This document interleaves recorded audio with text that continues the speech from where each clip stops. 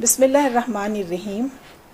یہ Islamic history یا اسلامی تاریخ اسلامی کے مباحث کے حوالے سے کی جانے والی گفتگو کی یہ ہماری 10ویں نشست ہے، اور پچھلے ہم نے کچھ نشستوں میں بعض ان رجحانات کی بات کی تھی جو تیسری صدی ہجری میں پروان چڑھ رہے تھے. ان میں مثال کے طور پر طبقات نگاری، مثال کے طور پر احداث نگاری. تیسری ہی صدی ہجری میں پروان چڑھنے والا ایک اور رجحان تھا انساب نگاری کا. یہ مورخین ہی تھے، یہ جو علماء انساب تھے یہ مورخین ہی تھے جنہوں نے اس مورخین کو بہت ہیلدی اور بہت ضروری مواد جو ہے وہ تاریخ کے لیے فراہم کیا. دیکھیے، اسلام سے ماقبل اسلام کا جو پیریڈ ہے، جس کو کہ جاہلیت کا پیریڈ بھی کہا جاتا ہے، وہ قبائلی نظام تھا. وہاں عربوں کا جو نظام تھا وہ ہول سول قبائلی تھا. جہاں قبائلی نظام ہوتا ہے وہاں عصبیت ہوتی ہے، جہاں قبیلہ ہوگا وہاں پر عصبیت ہوگی، جہاں پر عصبیت ہوگی وہاں پر حسب نسب کا بہت زیادہ زور ہوگا. لہٰذا عربوں نے بھی اپنے حسب نسب کو اور اپنے شجر نسب کو محفوظ رکھنے کے لیے بڑے جتن کیے. اس پورے شجر نسب یہ لوگ حفظ کر لیتے تھے. کسی بھی چیز کو یاد کرنے کے لیے شعر، اشعار ایک آسان ذریعہ ہوتے ہیں. لہٰذا یہ لوگ بہت اپنے شجر نسب کو منظوم کرتے تھے اور اس کے بعد اس کو یاد کر کے محفوظ کر لیتے تھے.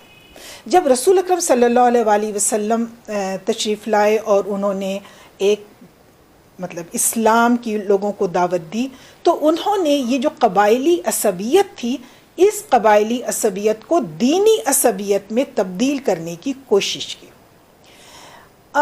رسول اکرم صلی اللہ علیہ وسلم کے جو بہت زیادہ تربیت یافتہ صحابہ کرام تھے، جو کئی سال آپ کے ساتھ رہے، جنہوں نے آپ کے ساتھ جنگیں لڑی، جنہوں نے آپ کے ساتھ ہجرت کی، یہ جو صحابہ کرام تھے انہوں نے تو اس دینی عصبیت کو قبول کر لیا اور قبائلی عصبیت کہیں پیچھے چلی گئی. لیکن جو عام عوامی مزاج تھا وہ بہرحال اس طرح سے نہیں بدل سکا کہ وہ دینی عصبیت کو اپنی قبائلی عصبیت پر ترجیح دینے لگے. لہٰذا قبائلی عصبیت ہمیں رسول اکرم صلی اللہ علیہ وسلم کے بعد ہی اس کے مظاہرے جو ہیں وہ سامنے آنے شروع ہو گئے تھے. مثال کے طور پر جو رسول اللہ کے بعد جو ردہ کی تحریک تھی وہ کیا تھی؟ وہ قبائلی عصبیت کا ایک مضبوط مظہر تھا. مسیلمہ کذاب کے متبعین کیا کہا کرتے تھے؟ مسیلمہ کذاب کا تعلق ربیہ سے تھا اور رسول اللہ کا تعلق مضر سے تھا. تو اس کے جو متبعین تھے وہ کہا کرتے تھے کہ ہمیں معلوم ہے کہ محمد سچے ہیں، لیکن ربیہ کا جھوٹا ہمیں مضر کے سچے سے زیادہ عزیز ہے. کیا چیز تھی یہ؟ اس سے زیادہ کھلی عصبیت اور کچھ نہیں ہو سکتی. حالانکہ رسول اکرم صلی اللہ علیہ وسلم نے بڑی کوشش کی تھی کہ وہ اس عصبیت کو، دیکھیے عصبیت کا خاتمہ تو نہیں ہو سکتا تھا، کیونکہ جہاں قبیلہ ہے وہاں قبائلی عصبیت ہوگی. عصبیت کا خاتمہ تو نہیں ہو سکتا تھا، لیکن اس کا رخ موڑا جا سکتا تھا اور اس کو دینی عصبیت میں تبدیل کیا جا سکتا تھا، اور وہ کیا. رسول اللہ نے کوشش کی اور کسی حد تک وہ اپنی کوشش میں کامیاب ہوئے، لیکن عوامی مزاج جو تھا وہ ویسا ہی رہا. اچھا، یہ بھی ہو سکتا ہے کہ اس کے بعد خلفائے راشدین کا جو زمانہ آیا تھا اس میں انہوں نے بھی قبائلی عصبیت کے خاتمے کے لیے بڑے اقدامات کیے تھے اور بڑے سالڈ اقدامات کیے تھے، اور شاید یہ چیز آگے بڑھتی جاتی تو ختم بھی ہو سکتی تھی. لیکن ایک ایسی تبدیلی آ رہی تھی جس کے اوپر کسی کو اختیار نہیں تھا، اور وہ تھا ملکی فتوحات کا آغاز. خلفائے راشدین کے زمانے میں بھی انہوں نے بھی بڑے سخت قسم کے اقدامات کیے تھے، جس کی وجہ سے اس قبائلی عصبیت کا خاتمہ کیا جا سکتا تھا. قبائلی عصبیت کا خاتمہ ہوتا تو یہ جو حسب اور نسب کے اوپر بہت زیادہ غیر معمولی زور دیتے تھے یہ لوگ، اور اس میں بہت زیادہ غلو سے کام لیتے تھے، یہ چیز بھی ختم ہو جاتی.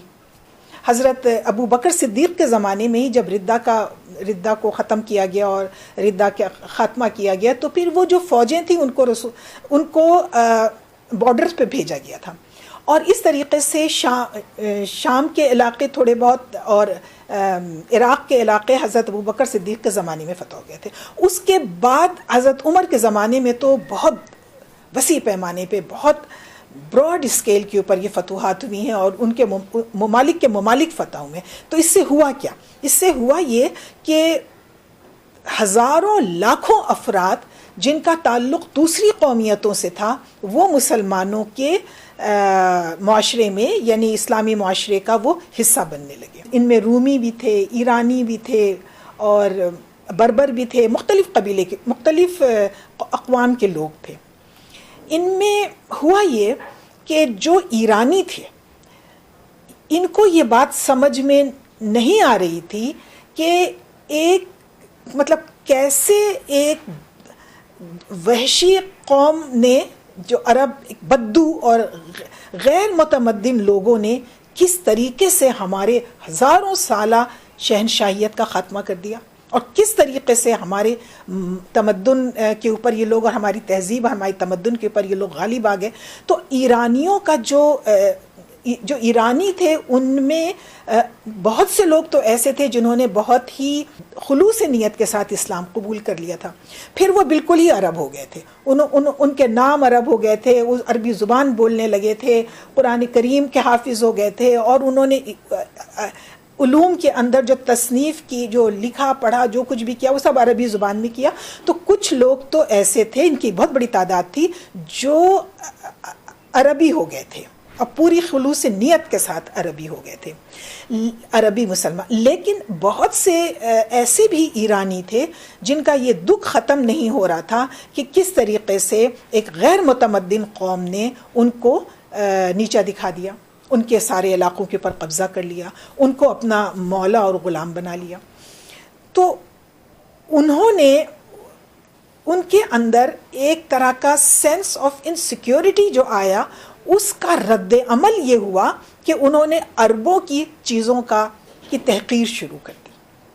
عربوں کے ہر کام کی تنقیص کرتے تھے، نقص نکالتے تھے، ان کا مذاق اڑاتے تھے، ان کی ہر چیز کا مذاق اڑاتے تھے. ان کی جو سخاوت بڑی مشہور تھی اس کا بھی مذاق اڑاتے تھے کہ یہ پاگل پن ہے. ان کی خطابت کا بڑا زور تھا عربوں کی، اس کا مذاق اڑاتے تھے. عرب جو تھے یہ جس وقت خطابت کرتے تھے نا، کوئی تقریر کریں، رسول اللہ کا بھی یہ طریقہ تھا اور عام عربوں کا یہ طریقہ تھا، تو وہ کسی پیڑ سے یا کسی لکڑی سے، کسی چھڑی کا سہارا لے کے کھڑے ہوتے تھے اور اس کے بعد وہ خطابت کرتے تھے. اور کئی گھنٹے ان کے خطیب جو ہیں وہ اس طرح خطابت کرتے تھے کہ اس میں الفاظ کی تکرار نہیں ہوتی تھی اور انتہائی ردمک ہوتے تھے. مطلب بلاغت اور فصاحت اور بلاغت کے وہ لوگ دریا بہا دیتے تھے اور لوگ مجمع جو ہے مبہوت ہو کر کے 3 اور 4 گھنٹے ایک خطیب کو سنا کرتا تھا. یہ تھا. تو اس کا بھی انہوں نے مذاق اڑایا اور انہوں نے اس کے اوپر بلکہ رسالے لکھ دیے کہ لو بھلا یہ کیا خطابت کا انداز ہے کہ چھڑی کا سہارا لے کر کے خطابت کر رہے ہیں. کیا چھڑی ان کو کسی قسم کا ایک انٹرنل فورس دے رہی ہوتی ہے؟ ان کی شاعری کا مذاق اڑانا، ان کی خطابت کا مذاق اڑانا، ان کی جو مہمان نوازی ہے، سخاوت ہے، بہادری ہے، اس قسم کی جو چیزیں ہیں ہر چیز کا مذاق اڑانا. یہ عرب، یہ ایرانی موالی کہہ لیں آپ انہیں، اور یا جو نو مسلم ایرانی تھے، یہ ان کا ٹرینڈ تھا. یہ چیز جو ہے یہ ہمارے ہاں شعوبیت کہلائی. شعوبیت جو ہے یہ کوئی تحریک نہیں تھی، یہ ایک مائنڈ سیٹ تھا، یہ ایک رویہ تھا. غیر عربوں کا رویہ عربوں کو کمتر سمجھنے کا اور اپنی تہذیب، اپنی تمدن اور اپنی روایات اور اپنی زبان اور اپنے لٹریچر، ان چیزوں اور اپنے نظم مملکت، ان چیزوں کے اوپر فخر کرنا. جب یہ ہوا، اچھا، اور انہوں نے ہر چیز کا مذاق اڑانا شروع کر دیا اور عربوں کے حسب نسب کا بھی مذاق اڑانا شروع کر دیا، تو عربوں کے اندر ایک طرح کا سینس آف انسیکیورٹی آیا اور انہوں نے یہ سوچا کہ اس طریقے سے تو ہمارا حسب نسب بالکل ملیا میٹ ہو جائے گا اور ان لوگوں کے ہاتھوں. کیونکہ بہت سارے شعوبی ایسے تھے، ابو عبیدہ معمر بن مسنہ اور بہت سارے شعوبی ایسے تھے جو ان کے نسب کے اوپر یہ سوال اٹھانے لگ گئے تھے کہ یہ کیسے ممکن ہے کہ سینکڑوں سینکڑوں سال کے نسب ان لوگوں کو زبانی یاد ہے اور اپنے گھوڑوں کے بھی نسب یاد ہے، یہ تو بس ایسے ہی کوئی بیکار سی بات ہے۔ تو اس طرح کی جب حملے ہوئے تو عرب اپنے نسب کی طرف سے بہت زیادہ سینسٹیو ہو گئے۔ وہ نسب حسب کے اوپر فخر اور غرور جو ختم ہو جانا چاہیے تھا، وہ قبائلیت جو ختم ہو جانی چاہیے تھی وقت کے ساتھ ساتھ، وہ اس وجہ سے دوبارہ عود کرائی۔ آپ پڑھتے ہوں گے کہ ہمیں یہ کتابوں میں لکھا ہوا نظر آتا ہے کہ رسول اکرم صلی اللہ علیہ وآلہ وسلم کا انتقال ہوا تو اس کے بعد اور خلافت راشدہ کا زمانہ گزرا نہیں کہ معاشرہ دوبارہ قبائلی عصبیت کی طرف پلٹ گیا۔ اس کا ڈیپ کاز یہی تھا، اس کا امیجیٹ ریزن یہی تھا کہ جو ایرانی آئے تھے انہوں نے عربوں کے حسب نسب کے حوالے سے بہت زیادہ سوالات اٹھانے شروع کر دیے، مذاق اڑانا شروع کر دیا، اور یہ کہ یہ سب کچھ نہیں ہوتا، حسب یہ شجر نسب کوئی علم ہی نہیں ہے وغیرہ وغیرہ۔ تو اس کے مقابلے میں مسلمان عربوں نے اپنے نسب کی حفاظت کے لیے کام شروع کر دیا۔ انساب کی کتابیں جو ہیں وہ سامنے آنے لگیں، اور اس طریقے کی اگر جو سب سے پہلی کتاب اگر ہم دیکھیں تو محمد بن صائب کلبی کی ہے۔ محمد بن صائب کلبی کا انتقال ہوتا ہے 146 ہجری میں۔ 146 ہجری کا مطلب یہ ہے کہ اس نے نسب کی جو کتابیں لکھی وہ دوسری صدی ہجری میں لکھ لی تھی۔ ٹھیک ہے کہ دوسری صدی ہجری میں لکھ لی تھی۔ ابو الیقظان جو دوسرا ماہر انساب تھا اس نے بھی دوسری صدی ہجری میں ہی لکھی تھی، لیکن اس وقت یہ ایک کچا پکا علم تھا، اس کو ایک بڑے علم کے طور پر اور ایک صنف کے طور پر تیسری صدی ہجری میں زیادہ فروغ حاصل ہوا۔ اب اگر ہم مختصراً ان ماہرین انساب کا تذکرہ کر لیں تو بہتر ہوگا کہ یہ محمد بن صائب کلبی جو ہے ان کا انتقال ہوتا ہے 146 ہجری میں۔ یہ ماہر تھے عہد جاہلیت کی تاریخ، ایام العرب، انساب، احداث، ان تمام صنف کے یہ ماہر تھے، اور اس حوالے سے بہت ہی وسیع معلومات رکھتے تھے۔ تفسیر سے بھی ان کو بہت زیادہ دلچسپی تھی۔ حضرت عبداللہ ابن عباس کے شاگردوں میں سے تھے، اور ان کی ایک تفسیر بھی کہتے ہیں کہ موجود ہے، برلن کے میوزیم میں یہ رکھی ہوئی ہے، لیکن جو جواد علی ہیں جو بہت مشہور مورخ ہیں اور محقق ہیں، جواد علی کہتے ہیں کہ یہ جو تفسیر محمد بن صائب کلبی کے نام کی برلن یونیورسٹی کے میوزیم میں رکھی ہوئی ہے، اس کی آتھینٹسٹی کے بارے میں ہم کچھ نہیں کہہ سکتے۔ تو لیکن ابن الندیم نے اس کی جو کتابیں گنائی ہیں وہ کئی ہیں، مگر اس میں کسی نسب کی کسی کتاب کا تذکرہ تو نہیں ملتا۔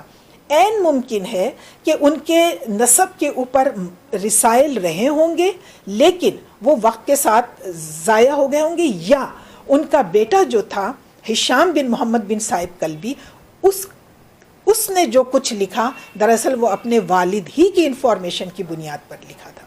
تو ہمارے پاس محمد بن صائب کلبی ایک پہلے ماہر انساب کے طور پر سامنے آتے ہیں، لیکن نسب کے اوپر ہمیں ان کی کوئی کتاب نہیں ملتی، اور اگر انہوں نے کچھ رسائل لکھے ہوں گے تو وہ ان کے بیٹے ہشام کلبی کے پاس آ گئے ہوں گے، اور ہشام کلبی کا جب ہم ذکر کریں گے تو وہ چیزیں ساری کی ساری سامنے آ جائیں گی۔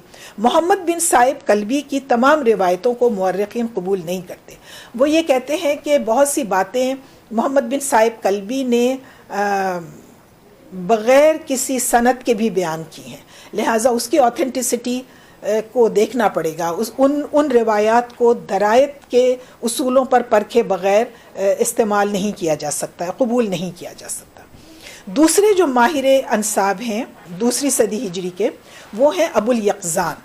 ابو الیقظان کا انتقال ہوتا ہے 190 ہجری میں، اور بقول ابن الندیم یہ اخبار اور احداث اور معاصر اور انساب اور مصالب کے موضوع پر یہ ایک بہت زبردست عالم گزرے ہیں، اور ان کی روایتوں کو ہمیشہ تسلیم کیا گیا ہے۔ ابو الیقظان کی جو روایتیں ہیں ان کو مورخین نے ایک مستند روایتوں کے طور پر اپنی کتابوں میں جگہ دی ہے، ان کی تاریخ پیدائش کے بارے میں تو ہمیں نہیں معلوم، لیکن ان کا انتقال 190 ہجری میں ہوتا ہے. ان کی کتابیں ہم تک نہیں پہنچی. ہاں البتہ وہ اقتباسات، ان کے رسائل کے طویل اقتباسات اور ان کی کتابوں کے جو بعد کے مورخین نے، طبری نے، مسعودی نے یا اور مورخین نے نقل کر دیے، بس وہ ہم تک پہنچے ہیں. اور نسب کے اندر یعنی انساب کے اندر ان کو بہت زیادہ مانا جاتا ہے. ہمارے جو تیسرے ماہرین انساب میں جو تیسرا نام ہے، یہ محمد بن صائب کلبی کے بیٹے ہشام کلبی تھے. ہشام بن محمد بن صائب کلبی کا انتقال ہوتا ہے 204 ہجری میں. ان کی تاریخ پیدائش کا ہمیں علم نہیں ہوتا، لیکن یہ معلوم ہے کہ وہ کوفہ میں پیدا ہوئے تھے اور کوفہ میں ہی انہوں نے پہلے تو کافی عمر گزاری اور اس کے بعد یہ بغداد چلے گئے تھے. انہوں نے ان کے یہ بھی بہت ایام العرب کے اور انساب کے اور احداث وغیرہ کے اور عہد جاہلیت کی تاریخ وغیرہ پہ یہ انہوں نے بہت لکھا ہے. ابن الندیم ان کی تقریباً 150 کتابوں کا تذکرہ کرتے ہیں. جب وہ بغداد آئے تو یہاں پر انہیں سرکاری سرپرستی نصیب ہو گئی حسن بن سہل کی، اور انہوں نے انساب کے اوپر وہیں پر بغداد میں 2 کتابیں لکھی تھیں. ایک تھی انساب کے اوپر ایک کتاب تو انہوں نے مامون کی فرمائش پہ لکھ کر مامون الرشید کو پیش کی تھی، اور دوسری کتاب تھی الفرید فی الانساب. جب یہ بغداد آئے تو یہاں پر ان کو آل برامکہ کی سرپرستی نصیب ہو گئی، اور جعفر بن یحییٰ برمکی کے ساتھ ان کے بڑے اچھے تعلقات ہو گئے. جعفر برمکی کے کہنے پر انہوں نے انساب کی ایک کتاب لکھ کر کے جعفر برمکی کو دی تھی. ایک کتاب انہوں نے انساب کے اوپر اور لکھی تھی الفرید فی الانساب، اور یہ کتاب انہوں نے لکھ کر کے پیش کی تھی مامون الرشید کو. اور چونکہ ہشام بن محمد بن صائب کلبی جعفر برمکی کے قریبی دوستوں میں سے تھے، لہٰذا اس بات کا بہت قیاس اس بات کو کیا جا سکتا ہے، اس بات کا گمان کیا جا سکتا ہے کہ ایران کے حوالے سے بہت زیادہ معلومات جعفر برمکی نے ہی ہشام کو پرووائڈ کی ہوں گی. دیکھیے ہشام نے نسب کے اوپر تو جو لکھا اور لکھا، لیکن تاریخ کی جو کتابیں اس نے لکھی ہیں، 150 کتابیں جو اس نے لکھی ہیں، ان میں تاریخ ہیرا بھی ہے. یعنی اس نے ہیرا کی الگ سے تاریخ لکھی، اور آپ کو معلوم ہے کہ ہیرا کی جو ریاست تھی عربوں کی، لیکن وہ بفر اسٹیٹ تھی ساسانیوں کی. اچھا، اسی طریقے سے اس نے یمن کے اوپر تاریخ لکھی ہے ہشام نے، اور یمن کس کے اس میں تھا؟ ساسانیوں کے کنٹرول میں تھا. ایرانی بادشاہ جو گزرے تھے ساسانی، ان کے کنٹرول میں تھا یمن. اسی طریقے سے اس نے ایران کی تاریخ لکھی تھی. یہ جو ہشام تھا یہ وائڈلی اس نے ٹریولنگ بھی کی ہے، بہت زیادہ اس نے سفر بھی کیے ہیں، اور بہت سے علاقوں ہیرا کے کنیساؤں میں یہ جاتا تھا. کنیسہ یعنی عیسائیوں کی عبادت گاہ، اور وہاں جا کر کے جو مخطوطات ہوتے تھے ان کا یہ معائنہ کرتا تھا اور وہاں سے چیزیں نقل کرتا تھا. وہاں کے جو مذہبی علماء جو ہوتے تھے ان سے یہ توریت وغیرہ کے حوالے سے بہت ساری چیزیں معلوم کرتا تھا. لیکن جب اس نے ان چیزوں کو اپنی کتابوں میں درج کیا اور بعد میں اس کی تحقیق کی گئی تو یہ پتہ چلا کہ جس اقتباس کو وہ تورا کا اقتباس کہہ کے نقل کر رہا ہے، اس اقتباس کا تورا کے اندر یعنی توریت کے اندر ذکر ہی نہیں ہے. اب اس کی 2 باتیں ہو سکتی ہیں. یا تو اس نے اپنے بیانیے کو بھاری بھرکم کرنے کے لیے یہ لکھ دیا کہ میں نے یہ توریت میں پڑھا ہے یا مجھے بتایا گیا ہے کہ توریت میں یہ لکھا ہے، اور یا جس عالم نے اس کو بتایا کہ یہ توریت کا حصہ ہے اس نے اس سے غلط بیانی کی یا اس کو نہیں معلوم ہوگا.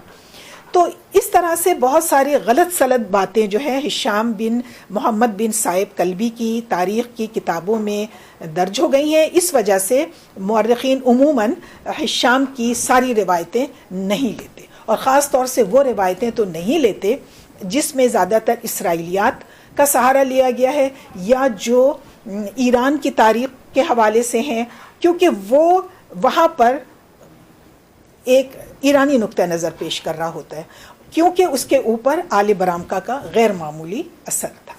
ہشام بن محمد بن سائب کلبی بہت قوی الحافظہ تھا، اور یہ بے شمار تصانیف چھوڑ کر کے گیا ہے. 150 تصانیف ابن الندیم نے اس کی 150 تصانیف کی اسم شماری کی ہے، اور اس حوالے سے یہ اپنے والد کے اوپر فوقیت رکھتا ہے. اور بہت اس بات کا گمان ہے، غالب گمان یہ ہے کہ اس نے یہ جو کتابیں اس کے والد کی تھیں اسی کو اس نے اختیار کیا، اسی کو اس نے لیا، اس کے اندر اضافے کیے، قطع برید کی، اور اپنے حساب سے ان کو بہتر کر کے اور علمی دنیا کے سامنے پیش کر. جو محدثین ہیں وہ اس کو نہیں مانتے. محدثین تو اس کو کاذب اور اس طرح سے کہہ کے اور اس کو بالکل مانتے نہیں ہیں ہشام بن محمد بن سائب کلبی کو. البتہ بعض مقامات پر ہم یعنی دیکھتے ہیں کہ محدثین بھی مثال کے طور پر نسب میں اس کو اختیار کر لیتے ہیں. ایام العرب کے حوالے سے جو انفارمیشن یہ دیتا ہے وہاں اس کو اختیار کر لیتے ہیں، اور مورخین نے بھی اس کو وائڈلی نقل کیا ہے. تبری میں اس کے بہت سارے اقتباسات ہیں. مسعودی مطلب بعد میں آنے والوں نے تو ہشام بن سائب کلبی سے بہت کچھ لیا، خاص طور سے ان علاقوں کی تاریخ بیان کرتے ہوئے تو ان کو سہارا لینا پڑا ہے ہشام بن محمد بن سائب کلبی کا، جہاں وہ عرب سے باہر کی تاریخ بیان کرتا ہے. ہیرا کی تاریخ، ایران کی تاریخ، یمن کی تاریخ، وہاں تو یہ مجبور ہیں کہ ہشام بن محمد بن سائب کلبی کے دیے ہوئے معلومات کے اوپر بھروسہ کریں. چوتھے ماہر انساب جو ہیں وہ ہیں مصعب بن زبیر، اور ان کا انتقال ہوتا ہے 233 ہجری میں. ان کا تعلق حضرت عبداللہ ابن زبیر کے خاندان سے ہے، زبیر بن عوام کے خاندان سے ہے، اور یہ تھے مصعب بن عبداللہ بن مصعب بن زبیر، یعنی حضرت عبداللہ ابن زبیر کے بھتیجے. یہ جو خاندان ہے زبیریوں کا، انہوں نے نسب کے اوپر بڑا ذخیرہ چھوڑا ہے اور ان کو بہت آتھینٹک مانا جاتا ہے. ان کی جو کتاب ہے مصعب بن زبیر کی جو کتاب ہے یہ انساب القریش کے نام سے ہے، چھپ چکی ہے، اور یہ کہ اس کو بہت زیادہ آتھینٹک سمجھا گیا ہے. یہ کتاب چھپ چکی ہے، ورنہ اس سے پہلے جتنی بھی ہم نے انساب کی کتابوں کا تذکرہ کیا ہے وہ شائع نہیں ہو سکی تھی. نسب کی جو کتاب شائع ہوئی ہے وہ انساب القریش، یہ انہی مصعب بن زبیر کی. مصعب نے یہ ساری معلومات اپنے والد سے، اپنے چچا سے اور دادا وغیرہ سے ان سے حاصل کی ہیں. اور ان کے ایک بھتیجے تھے زبیر بن بکار، وہ بھی بہت بڑے ماہر انساب تھے، اور ان کو بھی بہت آتھینٹک مانے جاتے ہیں. 255 یا 56 ہجری میں ان کا انتقال ہوتا ہے، یعنی یہ بھی 3 صدی ہجری کے ماہرین انساب میں شامل ہوتے ہیں. اور یہ بھی زبیری تھے، اور زبیر بن بکار، اور ان نسب کے اوپر ان کی جو کتابیں ہیں وہ آتھینٹک مانی گئی ہیں. اور بعد میں آنے والے تمام مورخین نے انساب کا مواد جو ہے زیادہ تر جو لیا ہے وہ مصعب بن زبیر سے اور زبیر بن بکار سے لیا ہے. ماہرین انساب میں چھٹا نام جو ہے یہ ہیثم بن عدی کا ہے. ان کا انتقال ہوتا ہے، بلکہ یہ زبیر بن بکار سے سینئر تھے، اور ان کا انتقال ہوتا ہے 207 ہجری میں. ان کی تاریخ پیدائش کا علم نہیں ہے. ویسے وہ شعر، اخبار، مصالب، مناقب، ایام، معاصر اور انساب کے زبردست عالم تھے، اور ان موضوعات پر ان کی متعدد تصانیف ہیں. ہیثم بن عدی کا تذکرہ ہم اس وقت پھر کریں گے جس وقت کے جب ہم 3 صدی ہجری کے مورخین کا احاطہ کر رہے ہوں گے. ہیثم کا تذکرہ طبقات